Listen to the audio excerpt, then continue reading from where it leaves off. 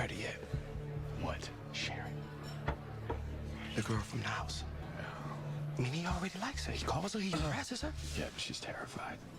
Yeah, well, here's that. I mean, it's not a terrible idea.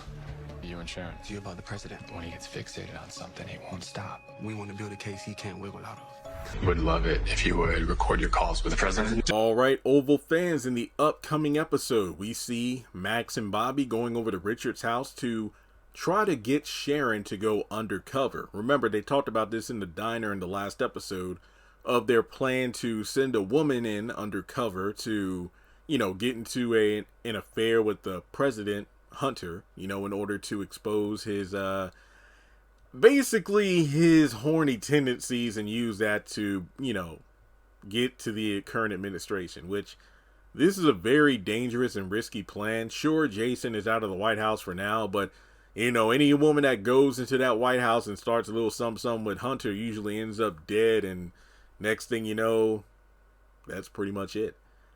And I guess that Sharon, this is interesting in how it's written because of the fact that there's always the uncertainty of what's going to happen next. You know, sure, the vice president says that everything is okay, go back to your daily lives, but there's always that, you know, looking over your shoulder. Hell, even in the last episode, you got Sharon and Nancy at the dinner table, and Sharon keeps looking over her shoulder because she's just waiting for Hunter to pop up in there again.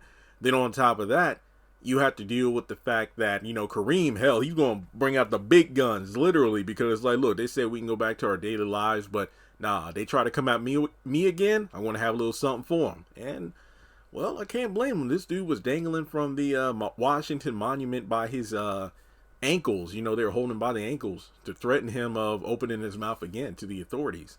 But basically, I do feel that we are in a situation, or excuse me, Sharon's going to be in a situation where it's do or die, literally. Because like Max said, look, I know Hunter pretty well, and once he's fixated on someone, he doesn't stop. So he's always going to try to find a way to get to Sharon one way or another. And Sharon going undercover is going to be interesting if she actually does it. Which, when you think about it, Denise and Ellie, they were more of a lighter complexion. So to have Sharon, a full-on chocolate girl, go in there to seduce Hunter, I think that'll be an interesting dynamic. I mean, especially if Victoria sees her, I wonder what she would have to say. And it's kind of ironic because episode 1 started off with the first daughter trying to get it on with Barry, and now Sharon's possibly going to be sent in there to get it on with the president in order to expose him. So, yeah, this is going to be pretty interesting.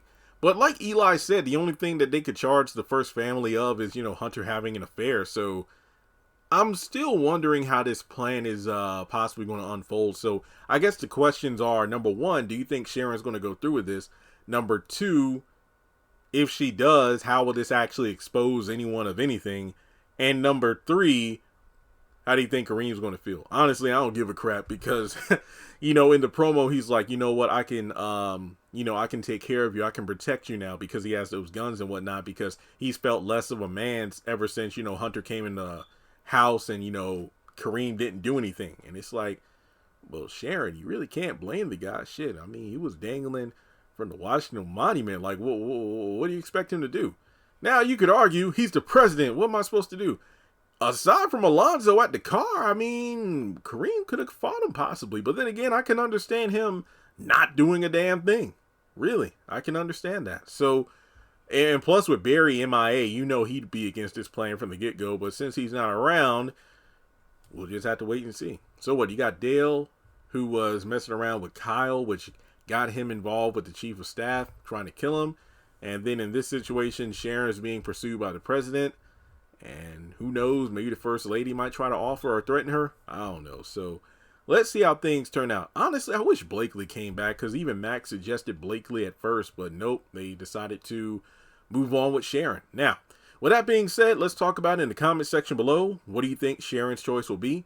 And we'll go from there. So like and subscribe, follow me on social media, and I'll catch you in the next one.